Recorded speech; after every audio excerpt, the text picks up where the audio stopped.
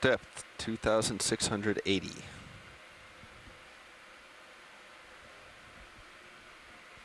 Delta 27. Keep yourself in the middle of my screen. Pushing. As my delta gets greater, it's pulling me aft. Exactly. You're looking for about 25, middle of my screen.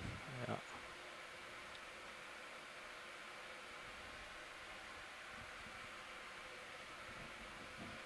We have altitude 70 meters. D2, 65 meters off bottom. No sonar targets.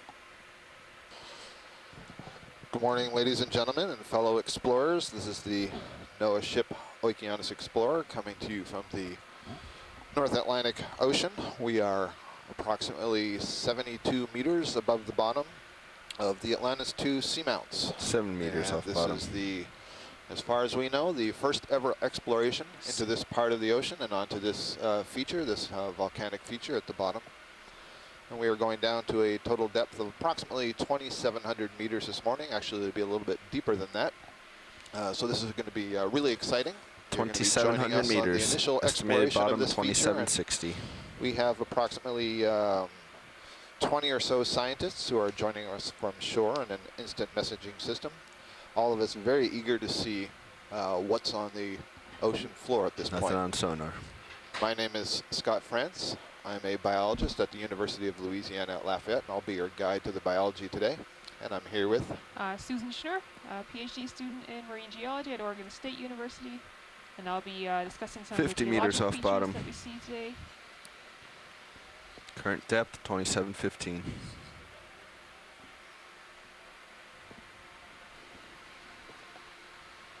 Okay, we're doing a sound check. Can you hear me now?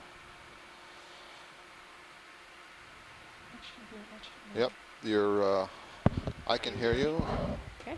Looks like I had my first I pings have at 70 volume meters. down for me, I mean my hearing Two at volume 45. down. Sirius, Does that 65 affect meters. Your ability to hear me. Delta 21. Let's get you back out again. Pushing. Down. Yeah. So we are. Sorry, go ahead, Susan. I'm sorry, it's just another test. I want to make sure that my volume is good so that you can all hear me.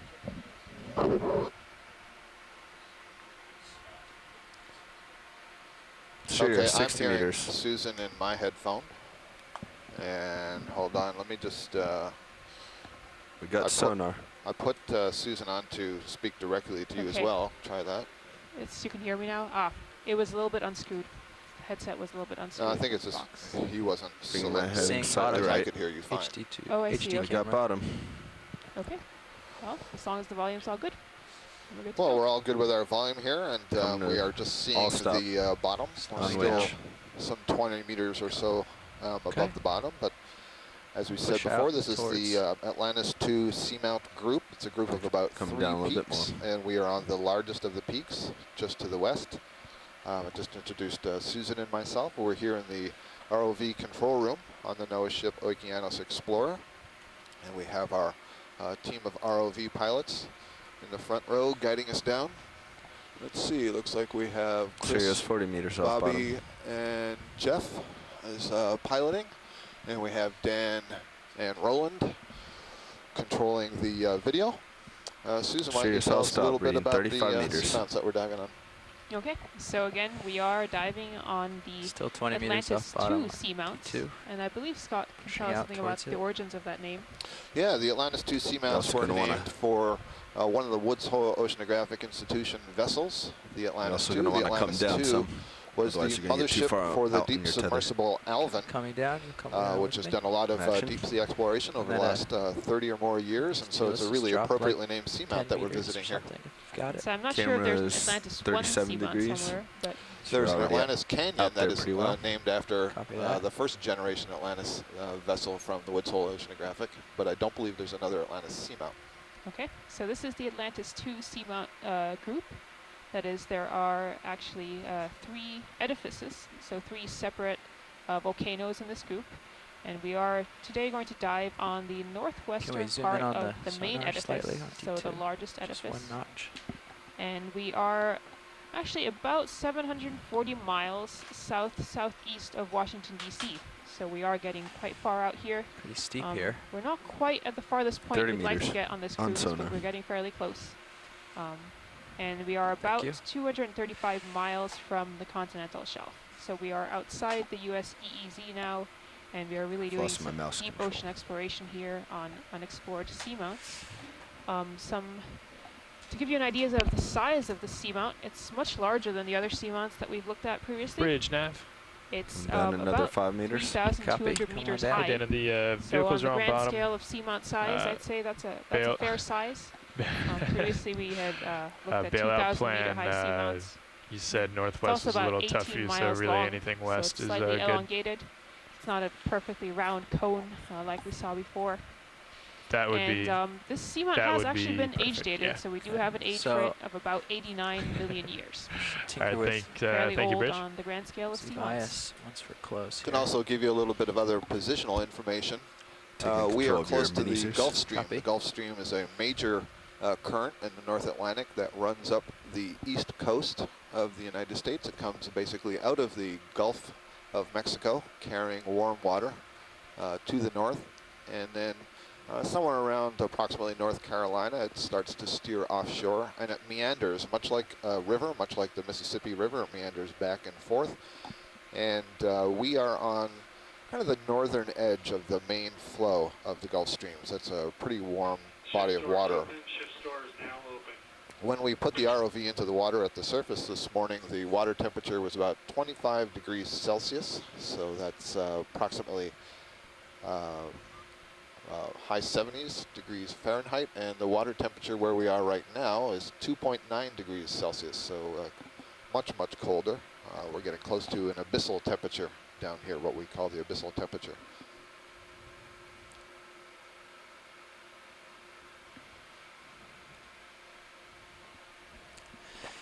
Right. Going down. One of the scientists who's joining us on shore, Tim Shank from the Woods Hole Oceanographic Institution, had reported a little bit earlier this morning that Pilot he'd always been confirmed that all excited to hydraulics are explore back the where they Atlantis should 2 be. seamounts since he read a HPU paper secured. that showed that Copy that. Thank you. the Gulf Stream itself seemed to be affected by the presence of this large seamount. Pointing your and the maneasers Gulf back Stream forward seemed to and hit the giving you west back side of the control. seamount and then sort Would you of prefer it divert up in a or circle down? around it. Let's So it'll be let's really just interesting do to see up what for we now. I see think on I the like the floor of pilot the cam seamount looking down. below. Okay, we'll give the you Gulf up, Stream. and you happy with your pilot cam as is? Or um, do you want to Bottom square it that up we see right somewhere? now is we could already swing it around, looking square it up a pretty little. different Roger from that, what you we got it. saw on our previous Maneasers is dive on up. Retriever. You have When control. we first touched down, we were on Rotating this sort of pilot. long, homogeneous slope of sediment, and here we actually And are if we seeing could come in one more on what sonar looks to when be you're a debris set with pile, that camera. Yeah, you or got it it. could just be Thanks. patchy sediment covering an in situ, so that is in place flow. It's hard to tell at this point. I'll be able to move along and explore a little more. Not seeing any life yet. Not that my eyes can catch here. Pilot cam's looking Jason forward. Chater, a geologist at Edges the in view. USGS, that is the United States And sonar's Geological coming in. Survey, has pointed out that there is an Atlantis massif, and so it's a large seamount-like Sonar, feature 20 that's meters. just off of the Mid-Atlantic Ridge, which is the undersea mountain range that girdles the world's oceans and All right, video. divides the Atlantic between Let's the come on in real quick. east and the Just west. want to see what this dark patch is. There's an urchin there on the right. You can get a nice view of the feature that we've just settled on the bottom here. If you look at stream number 2, the Sirius view, and you can see the ROV Deep Discoverer in place. Oops. I see a sponge. Lost I'm not my seeing toe an holds. urchin. Sorry. Just video. off to the right of the camera. little. We'll Okay. see when Take we a come turn. out. Can And you it's come out a really little, interesting. please? Look at that Just black so I can spot of require- lava there that's exposed. There's no I'll just give sediment you on full it. I wide. wonder It's what pretty happened there. rocky. Looks like it may have been scraped off I'll, somehow. It's interesting. There's the Let's urchin try to now. hold it here. Bottom right. It looks like a, Right. oh yeah. Looks like there's a little red shrimp up at the top left as well, but otherwise there's not too much in the way of biology right at the spot that we have landed, which in and of itself is rather interesting. We're on a slope that has All right, come on a in. fair degree of steepness to it, lots of exposed hard substrate, not too much sediment, but at least in the immediate area there's not a lot of sessile organisms, that is those animals that attach themselves to the bottom Looks and like a grow up off the worm or bottom, something much like on a the tree or a bush, and capture their food out of black the water patch. column. Is this biology or just a clean that look- spot? I can't tell if that is a little bit of a sponge on a rock. I suspect that's what it is. Then some kind of a worm Could we or get a something zoom there. in actually? There seem to be some white spots on the rock that would be helpful to identify. Yeah, okay. Video, come on out. Oops. Yeah, video, come on out. They want to get a better view of Yeah, this. looking at the Sirius camera, Not this sure is that just a I've huge, looks like a huge debris Settled my pile, but it almost looks Z-bias cemented where together. I like it. I would hesitate to Keep put rising. a specific geologic name on this, but it looks similar to what I'd call a breccia. So that is a term for sort of fragmental pieces of rock that become cemented together. But I'm not sure if that's really what we're seeing here. It does look like these are small lobes of lava that are all connected. Yeah, it'd be kind of interesting if this were this entire ridge feature that Try we're again with climbing a toe up. hold. Yep. So yeah, so our dive See if I can today find a is little sort of coming up this stabler minor one. ridge. It looks like we're about midway up the flank of the seamount, so we're not at the summit, and there is an interesting ridge. In fact, there are many ridges that go from the summit down to the base of the seamount, and we are on sort of a minor one. Again, due to some technical limitations, we're trying not to target very steep slopes on our dives, but we're seeing some moderate slopes in this area, and it looks like our plan has paid off. We have found some hard substrate, and that was our goal.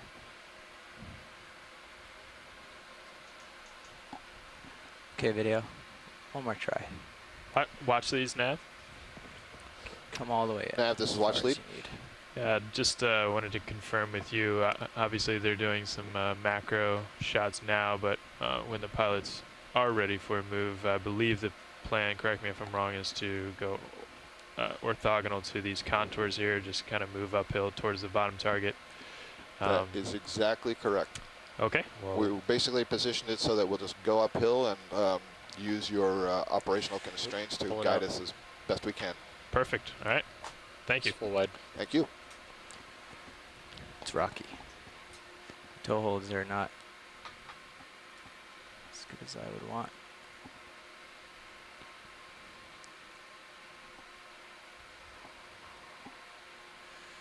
Sorry about that. Got a good view for a while.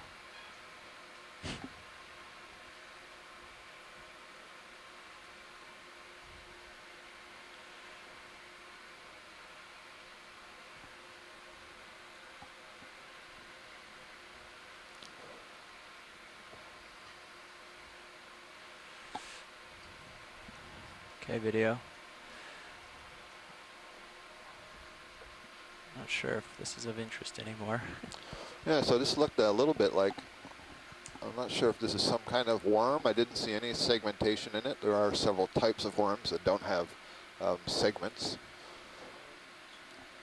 It's not moving at all.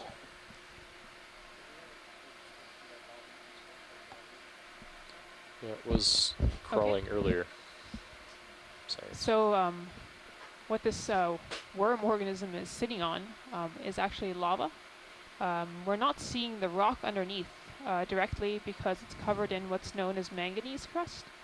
So manganese is abundant enough in the oceans that it does actually oxidize, that is crystallized out of the water column, and it forms this very hard deposit on top of all of the rocks over time. It's a very slow process. It's estimated that away from hydrothermal vents, so that is where hot fluid is actually bringing up more manganese. That's So right. out in the open ocean, it only accumulates at a rate of, say, 1 to 3 millimeters per million years. But these seamounts are so old, again about 89 million years old, that we do get thick manganese building up on almost all the surfaces. But underneath there is a lava flow. And so you can imagine that at one time this was an active volcano. There was lava coming out onto the seafloor, solidifying, making all of these really interesting lobes and lumps, these features that we see here. Saying you are muted.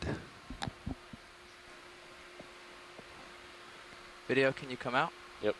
Thank you. Watch lead, this is co-pilot. Co-pilot, Full watch wide. lead. I may have missed this.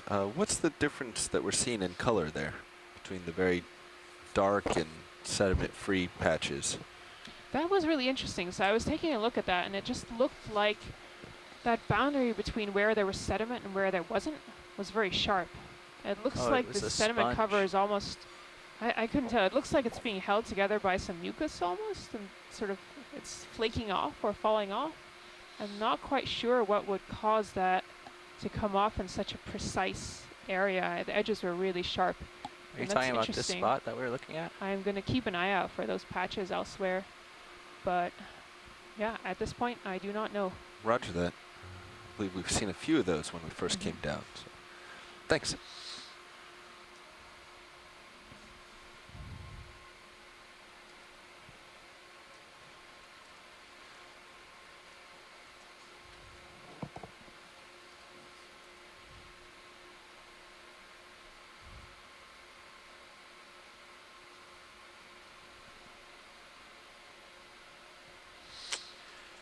I just can't get a good toe hold here. I'm moving on. So again, as a seamount geologist, I'm very excited about seeing different types of lava flows. There's another patch. And so I'm keeping my eye out for any traces look on at these that. rocks of extrusion patterns. So that is, at some point, the lava is extruded out through a vent somewhere at the summit of the seamount.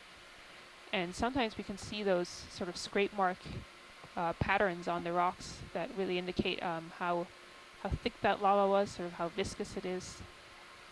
Perhaps how quickly it flowed or how quickly it spread out, how quickly it cooled. All of these traces that tell us something about what that lava must have looked like when it was just coming out and was I fresh. think I see a coral over here. Yeah, can we get a quick view on the red object that's just going out of frame to the left? Oh, okay. I think I just saw a coral off one of my manip cams. We'll go investigate real quick. Just don't want to miss it. I can't tell. Is that something branching that's in the center there as well? It does look the white just below the rock. There's also a yellow patch on it. Yeah, Is I was that where thinking you're it's, looking? well, I was thinking it's something Oh. that's a brownish red right Yes. in the center. I'm Ready not to sure zoom if when you you are. are. See that. Yeah, come on in, video. Yeah, let's take a look. No, it's a dead skeleton of a sponge, I believe. No, not a sponge. So that's looks like a coral skeleton, but it's been long dead and is encrusted perhaps by manganese and some other, maybe some other smaller organisms. Can I zoom in more, or do you want to hold it here? Yeah, you can take in some more. So I get settled in. So an indication that certainly at one time there was some coral here. Looks like maybe It's full zoom. there's an amphipod perhaps on the right side branch, and there's a crinoid up on the upper left branch.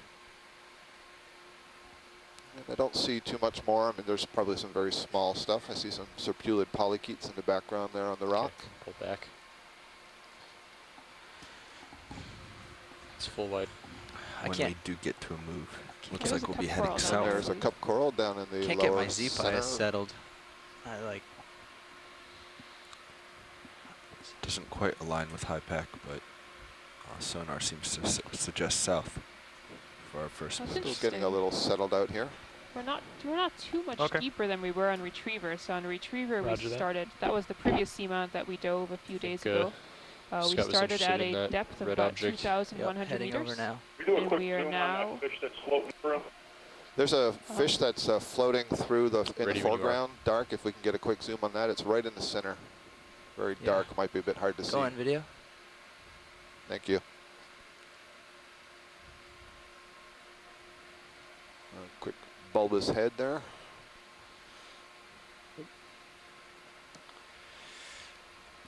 I don't want to come down for it. You're coming up pretty quickly. Yeah, I haven't given a command You're Up. full wide. in a very long time. It's just I can't settle my Z bias. You got it back there. Not All right, sure can I how to push do in it. real quick? Yeah, push in, please. Yeah, go ahead.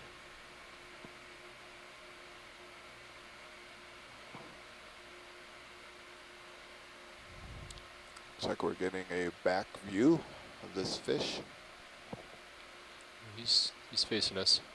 Oh, is he? Okay. Yeah.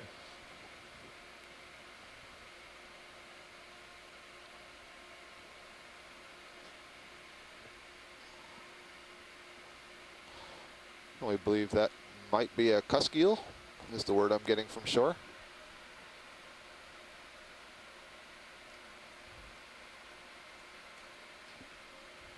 Something think we've got some frame grabs of that. Thank you. Full wide. Thank you, video.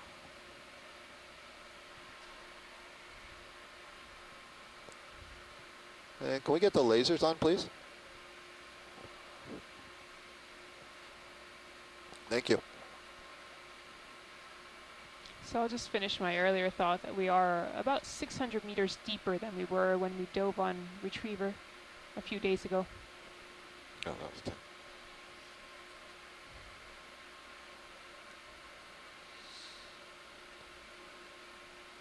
Oh, this is very interesting. A very different texture on the surface.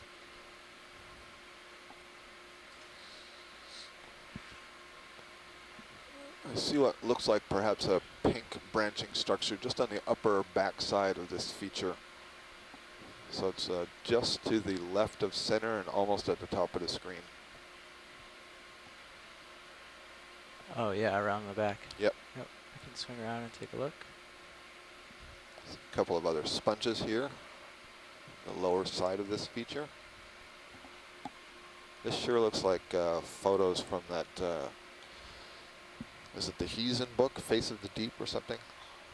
This looks like photos that I saw when I first started getting interested in the deep sea. Go ahead, Tim. Yeah, just at the bottom of the screen to the lower left, there was, looked like a pentagonid or something branched underneath the rock. Okay, I didn't notice that. We're approaching. Down below. Okay. Did you copy that, pilot? I did. Yeah, they wanted to see this branching thing first, so one request at a time. Come on in on this video. There's a lot of stuff nearby, so I'm not going to try to plan. Yeah, that also looks like a former coral. There's still a little bit of red tissue on it. I think there might be another one up above it, Jeff, if it's easier to see. And I can see a sponge that's dead in the background. So far, some of these sessile organisms that we're seeing, again, sessile means that it's attached to the bottom, don't look like they're in too good a shape, but they certainly were here. We can see it looks like perhaps there's still some red tissue on this one.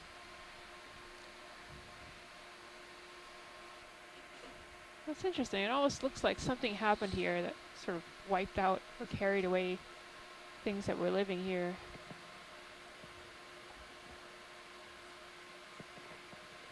There's this interesting sort of white color on the rocks too. Yeah, I Take think a look at that that later. might be that spongy bluish Yeah. stuff. Yeah, I think that's a sponge. Sponge. Interesting. So you can see here where the Exposure. skeleton is broken. It's red in cross section. That tells me that this is a skeleton of a corallium, possibly Corralium bathyerubrum, which we know at least on Kelvin's seamount, which is the seamount just to our northwest. video. This species is found. So I suspect that's a Corralium skeleton. There's a little yellow branching thing. If you zoom right back in, just to its right, there's something yellow. You're at full wide unless you get set up. There's a larger, there's possibly a something hake. interesting There's here. a Let's just fish grab it down here in the case it corner. goes away. Ready when you are. Zoom in. As he comes. And we have a gelatinous organism here. Oh, this looks like a siphonophore. Looks like one of the dandelion siphonophores that is let loose from the bottom. So this is a colonial animal that is normally anchored to the bottom with those tendrils that you see extending out there below it. And this is a beautiful view. So it's a colonial animal. It's made up of a series of zooids, and some of those zooids can pump, like you're seeing at the very top there, to allow it to move through the water column. It's like you can think of, imagine a bunch of jellyfish that are attached to this thing, and each of them are squeezing to jet some water out. And there's also somewhere in the center there, one of these zooids will have an inflated part, kind of like a gas bag, that gives it some buoyancy. And then hanging down are a variety of zooids that have tentacles. Okay. Nice That job, can Jeff. be used to grab food out of the water column. So beautiful view of a siphonophore colony, commonly called a dandelion siphonophore. You're at full All wide. right, so head back down to the bottom here. Nice job. Oh, this is interesting. Right ahead of us, it looks like there's sort of this top layer has flaked off. It's quite interesting. I'm It's hard to tell without looking further, but it almost looks like the giant lobe of a pillow lava. Yeah. It's And coming again, real I quick can't see video. those scrape marks on the outside or any sort of crack marks to really confirm that, but could be. Oh, nice. We have Chrysler Gorge colony. This is the first Chrysler Gorge that we have seen so far on our There's an cruise. associate aboard. We have seen other members of this family. This is a family further called the when you're ready. Chrysler Gorge. Yep, take it. This is an Octa Coral. An Octa Coral belongs to the phylum Cnidaria, so that would include your full zoom. common jellyfish and Video. shallow reef corals. There is some associate. It looks like perhaps an amphipod with a fairly bright red head to it. You can see what you're looking at here is the colony. Has a skeleton that is made of protein. You can kind of think of it like a small branching bush. And on that skeleton, there's a thin layer of tissue, and arising from the tissue are these polyps, these small structures that have a ring of tentacles and a mouth and a short body that encloses the stomach. So you can see there are hundreds of polyps on this colony, Come on and out. this is in the genus Chrysler Gorge. So There. Chrysler Gorge with one amphipod associate.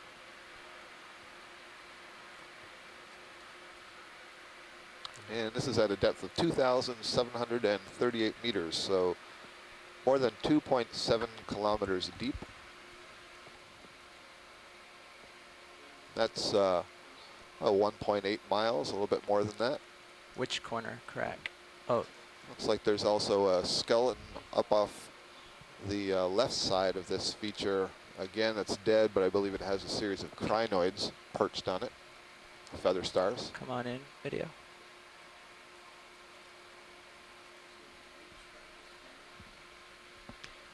Yeah, so again, I'm looking at this, it's hard to tell what's on the inside Partial. because of the manganese crust. Thank you. But sort of the larger feature that we're looking at, especially in the Sirius view, I'm thinking more and more it could be a large pillow lava. And that is a term for a type of lava that is frequently seen at seamounts. And it forms these large lobes. So when the lava comes out at the vent, it has enough viscosity that as it flows down a gentle slope, it cools fairly quickly, and it makes these lobes so that the outside is cooled, but inside there's still lava flowing, and that could break out and form new branches, and it just sort of cascades down slopes. And what happens is because the outside's cool and the inside is still inflating with hot magma, you actually get the outside breaking off sometimes. And what I'm seeing here, I think it could be some of the spallation of the rinds of a pillow lava. But it's hard to tell. It could also be a sort of a manganese crust layer that has fallen off. But sort of the larger shape that I'm seeing in this area, this outcrop, does look like a large pillow lobe. Can we get a zoom on, or I guess we did already, is that the hydroid I saw a little bit earlier? I noticed some sponges growing off the that vertical face of that wall as well, that short ledge. And I wondered if the sponge that was growing outwards might be an extension of all these flatter bluish ones that we're seeing. And when they get big enough, they can take on this morphology, because it kind of has the same coloration to it. Very difficult to identify sponges simply from their color and their amorphous shape. You need to have samples and look at the spicules, the siliceous skeletal parts that are enclosed within them to get a good identification. So you get a nice view of that sponge growing off of the wall, and there's a second one in a sort of ball shape just to its right.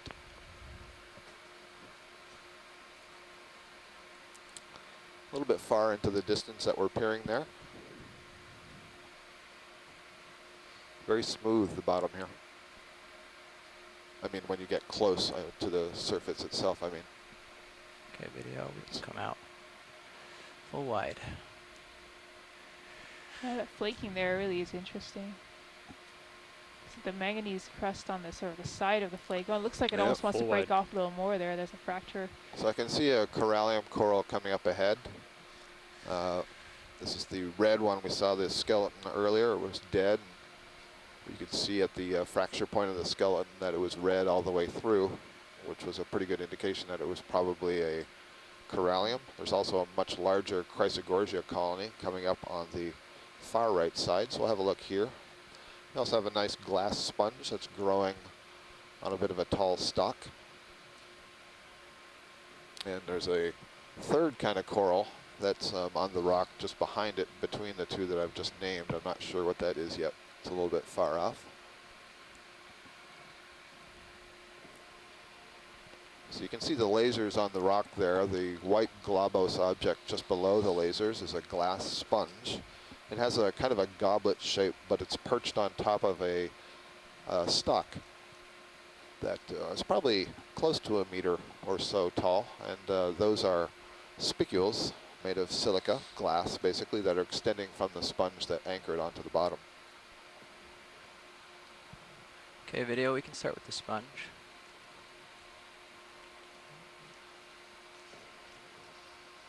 We're getting a close-up view of that sponge. Now you can see that it is on this tall stalk.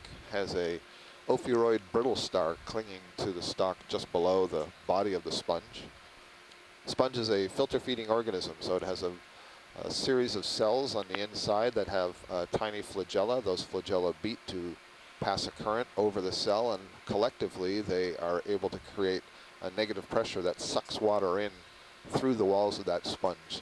And all the bacteria and small organic particles come in with it, and the cells can pick them up and feed. And they're able to filter pretty high volumes of water in order to sustain the cells. So now we're over the Corralium Colony. This is another Octa Coral, and I can see some associates on that corallium. There's at the very least a Crinoid. A Crinoid is a echinoderm that is related to the sea stars and the brittle stars. But this one has very small leg-like structures called cirri that it uses to clutch onto surfaces. And these crinoids, also called feather stars, are known to swim when disturbed. It's kind of an elegant motion. You can see rising from one face of this coral, which is a kind of a planar fan. We're just looking on it from the top.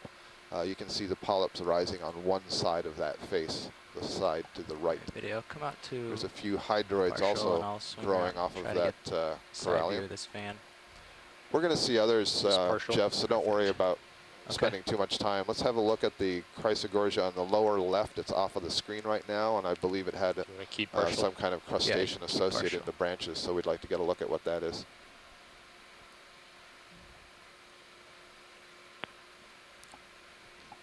It'll be a little bit lower to the lower off screen.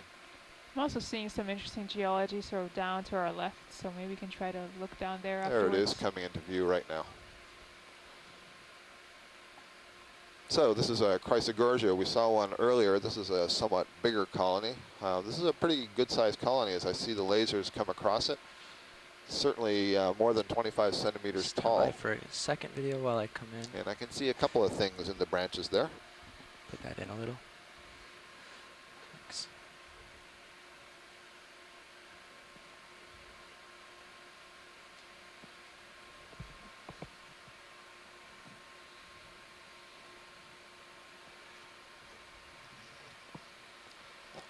One of the interesting things about the Chrysler Gorge, this genus of octocorals, is the beautiful geometry to their branching and the ways that the species are named or classified is based in part on that geometrical pattern. So for example, if you look at one sequence of branches, they repeat themselves. So let's say you go up on that main axis going from the ground upwards, and you count the number of branches it takes to have one branch directly over another one. That's a very regular repeating pattern, and you get different sorts of patterns in different species.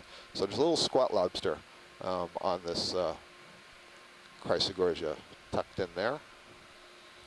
Squat lobsters, typically of the family Chirostylidae, are associated with these octocorals. And you can see all the polyps nicely extended, their ring of 8 tentacles. It's partly what defines them as an octocoral. And there's a group of scientists on shore, including Tim Shank at the Woods Hole Oceanographic Institution, who have been studying the association of these different crustaceans, crabs, and so on, and shrimp with these corals. And one of the questions we have is whether there are specific species of these squat lobsters or shrimp that are associated with specific species of corals, or can these crustaceans simply land on and climb in the branches of any coral, or are they very specific in their in their needs. Let's have a look down this colony, see if there's anything else a little bit lower, if that's possible. Copy.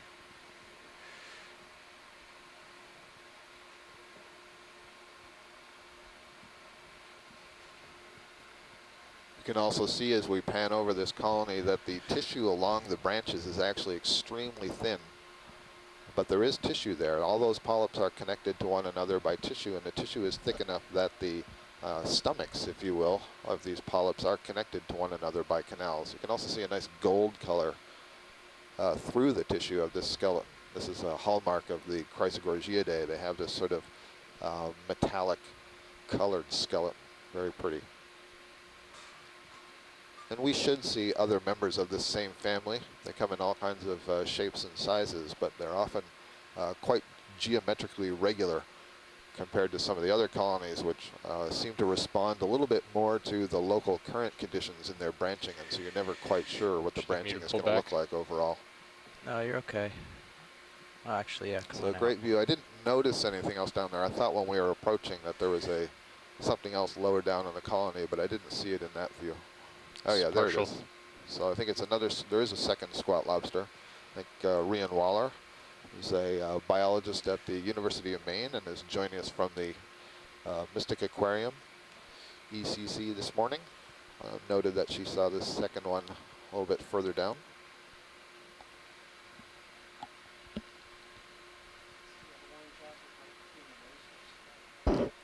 Yeah, I think that's the one we're trying to have a look at right now. It's the second one. We have in the past seen on these colonies eggs of the Dumbo octopus, and so we'll also be keeping our eye out for those. I don't see that on here right now, but we will certainly get excited if we see one further on in the dive. Looks like there are some small hydrozoan colonies as well, these yellow-colored fans that you're seeing on the rock lower down, and some sponges as well.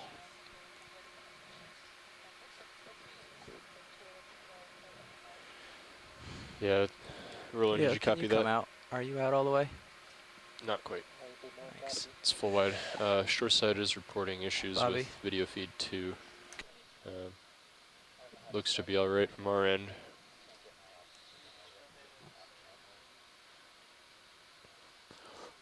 In the background there, we have a different you're kind of seeing a that the coral, current that is coming white uphill one, the slope, and and just so it's above it, constantly there's pushing a you red up structure that may be an Anthomastus down. colony, and Just we'll gonna see have if to we can plant get a a corner. close You look can't at plant those. your whole front. Just gonna have to touch a corner, hold your heading, and I can take your camera to relieve a hand.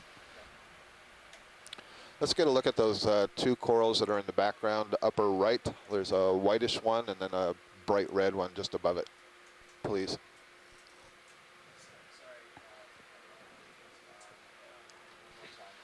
No problem, pilot. So there's two corals in the upper right on that rock behind there. There's a whitish one and then a bright red one just above it. If we can get a close-up look at those. Thank you. Standing by, pilot. Just let me know when.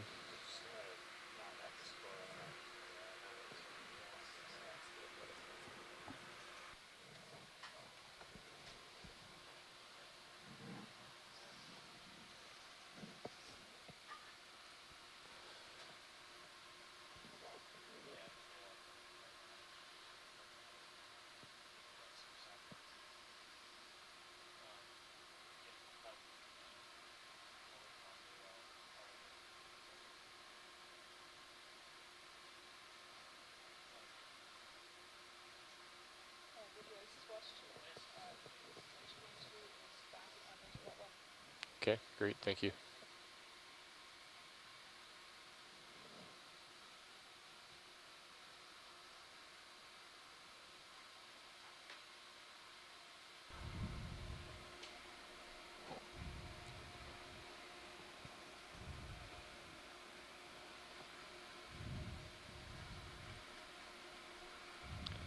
Sounds like the video feed is back up.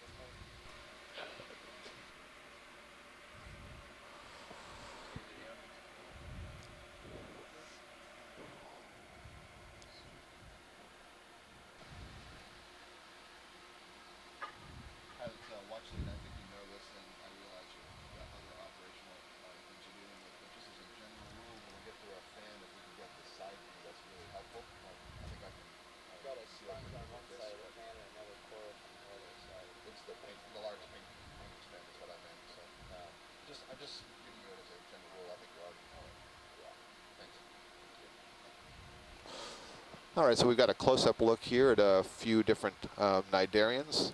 Right between the lasers, I believe this may be a Is that better or worse Paragorgia. lighting for you, video? We'll get a little bit closer view of that in a second.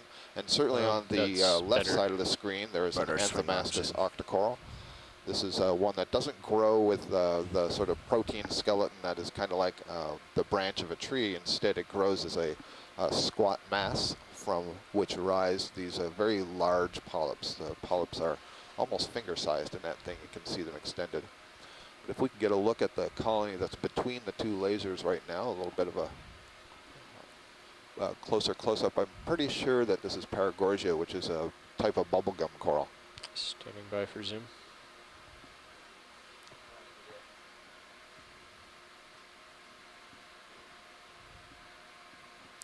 And yes, indeed, that is exactly what it is. And so Paragorgia, the bubblegum coral, when the polyps are retracted into the tissue, you see the tissue is fairly thick there.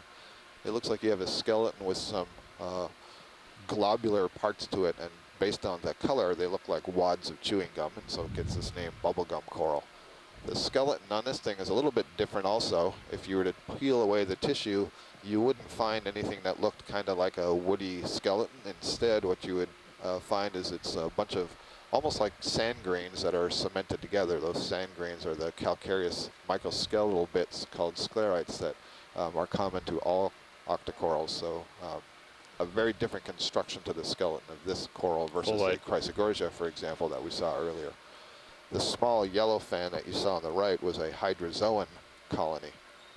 So yet another member of the phylum Cnidaria. So it has these stinging cells, but in a different group from the corals that we have been looking at. These hydrocorals are more closely related to the Portuguese man-of-war and that dandelion siphonophore that we saw than they are to these other octocorals. So even though they have that same basic structure where they seem to be a fan growing off of the bottom, their evolutionary relationship is quite different. So there are details of the polyps and the tentacles that are more closely related between the pelagic form and that benthic form, pelagic meaning swimming, than to the other benthic corals.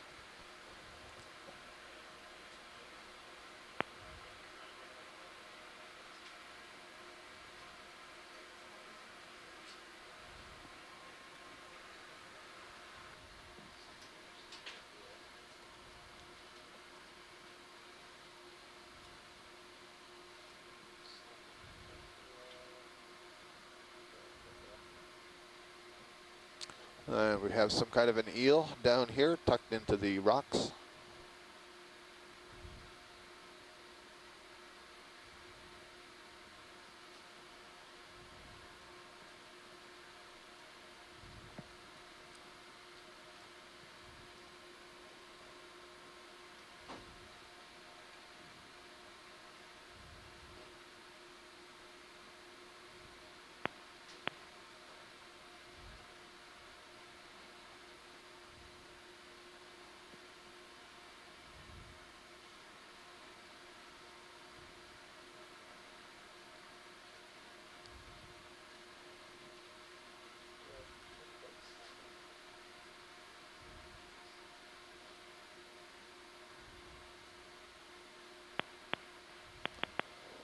It looks like a sponge there in the rock and another one of the hydrozoan colonies.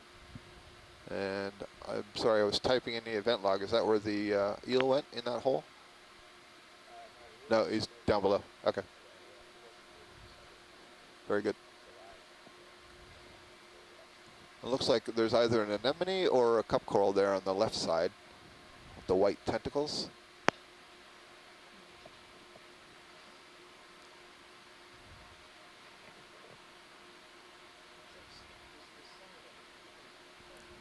I can't hear you, Roland.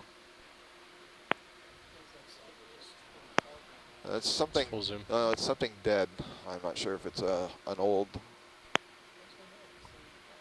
Right. So I think, yeah, if we could zoom in, or excuse me, focus in the foreground, right at the base of the screen. It looks like there's a skeleton of something dead, and overgrowing it looks like an octocoral of some kind.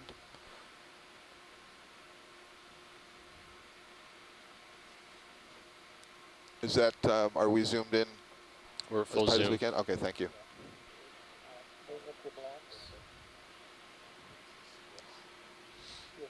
Yeah, that's something different that we haven't seen before.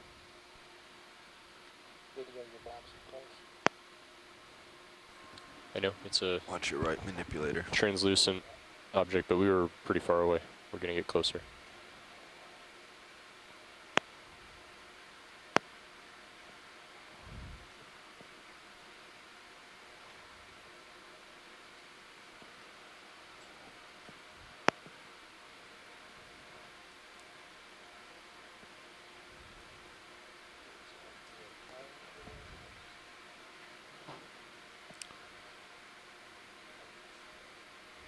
Looks like so maybe, oh, there's a rock sea pen there right above the lasers. That's an exciting thing too. So we can try to find the other thing later, but that would be novel in between the lasers. This little brown structure.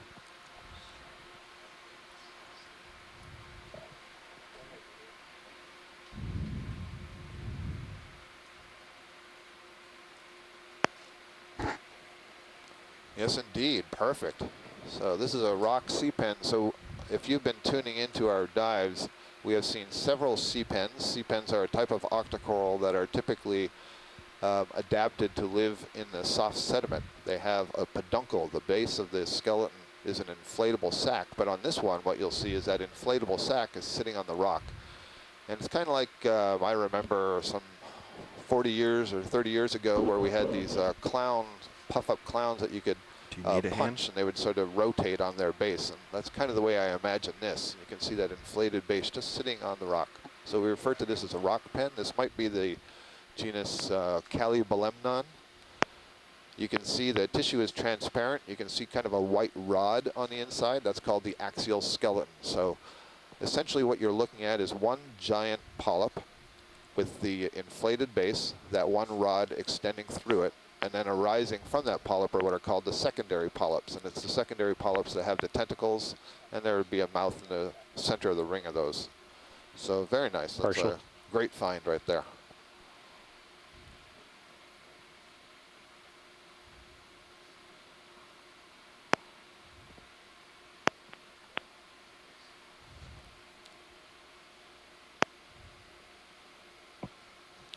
And this looks like maybe,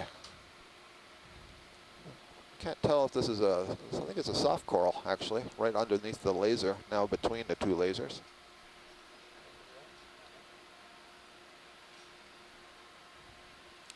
Yeah, so this looks like what was overgrowing that last skeleton that we saw. It's a soft coral of some kind, but you can see at its base there does seem to be a structure of sorts that it can withdraw into. But we can see this is kind of like an inflatable bag. You know those inflatable men that you see at the car dealerships? This is kind of the same sort of thing, meaning there is no internal skeleton to this. And so you could squeeze out the fluid on the inside and this thing could retract very small. But you see right at the base, if we can get a view of the base there, Jeff, that would be helpful. You can see it looks like a tube. It seems to be extending from a tube, and I think that might be a useful character to have. Thank you.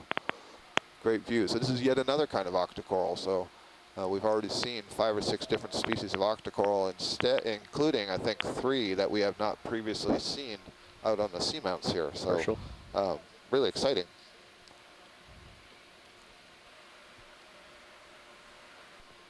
And again, in terms of geology, I think what we are seeing here are some pillar lavas.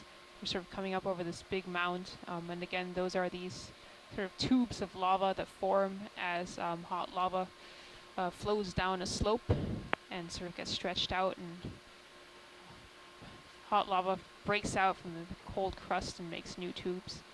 It's really sort of a unique, and it's actually fairly common at seamounts, but it has a very unique shape.